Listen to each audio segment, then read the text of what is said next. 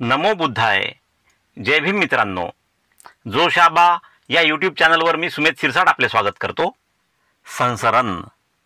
संसरण म्हणजे स्थलांतरण किंवा मायग्रेशन. आत्म्याचा एका देहातून दुसऱ्या देहात प्रवेश म्हणजे संसरण. म्हणजे आत्म्याचा एका शरीरातून दुसऱ्या शरीरात प्रवेश म्हणजे संसरण. भगवान बुद्धाने पुनर्जन्म प्रवचिला आहे. प्रवचिला आहे म्हणजे त्याविषयी प्रवचन केले आहे. आणि प्रवचन म्हणजे काय? धार्मिक सिद्धांताची फोड करून सोप्या शब्दात अर्थ समजावून सांगण्याची क्रिया म्हणजे प्रवचन. अशा सोप्या शब्दात भगवान बुद्धांनी पुनर्जन्म सांगितलेला आहे. परंतु त्याने म्हणजे भगवान बुद्धाने आत्म्याचे संसरण प्रवचिले नाही. आत्म्याचे संसरण म्हणजे आत्मा एका देहातून म्हणजे एका शरीरातून दुसऱ्या शरीरात प्रवेश करतो असे भगवान बुद्धांनी सांगितलेले नाही.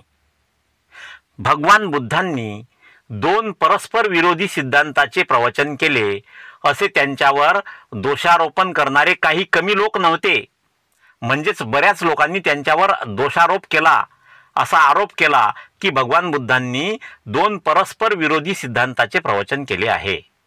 दोन विरोधी सिद्धांत भगवान बुद्धांनी मांडले आहेत असे काही लोकांनी बुद्धांवर आरोप केले होते. असे टीकाकार प्रश्न करीत की संसरणाशिवाय पुनर्जन्म कसा शक्य आहे. म्हणजे माणसाच्या शरीरातील आत्मा एका शरीरातील आत्मा दुसऱ्या शरीरात जोपर्यंत प्रवेश करत नाही तोपर्यंत पुनर्जन्म कसा शक्य आहे ते म्हणत. आणि इथे तर संसरणाशिवाय पुनर्जन्माची गोष्ट केली आहे. म्हणजे भगवान बुद्धांनी तर संसरणाशिवाय पुनर्जन्माची गोष्ट केली आहे. म्हणजे एका शरीरातील आत्मा दुसऱ्या शरीरात प्रवेश न करता पुनर्जन्माची गोष्ट केली आहे. हे संभवनीय म्हणजे शक्य आहे काय? शक्य तरी आहे काय? परंतु बुद्धाच्या सिद्धांतात परस्पर विरोधी असे काहीच नाही. संसरणाशिवाय पुनर्जन्म शक्य आहे. म्हणजे आत्म्याच्या एका शरीरातून दुसऱ्या शरीरात प्रवेश केल्याविना पुनर्जन्म शक्य आहे. हे सर्व नागसेनाने राजा मिलिंदाला दिलेल्या उत्तरात चांगल्या प्रकारे स्पष्ट होते. बॅक्ट्रियाचा राजा मिलिंद. बॅक्ट्रिया हा देश होता. हिंदुकुश पर्वत आणि प्राचीन ऑक्सस नदी यांच्या दरम्यान असलेला प्राचीन देश. आज रोजी हा देश अफगाणिस्तान, उझबेकिस्तान आणि ताजिकिस्तान या देशांचा भाग आहे. या बॅक्ट्रिया देशाचा राजा मिलिंद याने नागसेनाला विचारले, भगवान बुद्ध संसरण मानित होते काय? नागसेनाने उत्तर दिले, नाही. ह्यामध्ये परस्पर विरोध नाही काय? म्हणजे एकमेकांविरोधात मते नाहीत काय? नागसेन म्हणाला, नाही. आत्म्याशिवाय पुनर्जन्म संभवनीय आहे काय? म्हणजे आत्म्याशिवाय पुनर्जन्म शक्य आहे काय? नागसेन म्हणाला, अर्थात निश्चित शक्य आहे. राजा मिलिंदाने विचारले, हे कसे शक्य आहे? हे समजावून सांग बरे. नागसेन, जिथे संसरण नाही म्हणजे जिथे आत्म्याचा एका शरीरातून दुसऱ्या शरीरात प्रवेश नाही तिथे पुनर्जन्म कसा शक्य आहे? राजाने विचारले. नागसेन म्हणाला, हो शक्य आहे. राजाने परत विचारले, कसे शक्य आहे? हे उदाहरणाने स्पष्ट कर.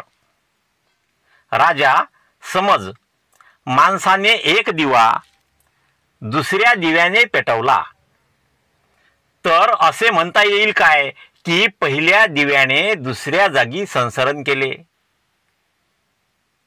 राजा म्हणाला, अर्थात नाही.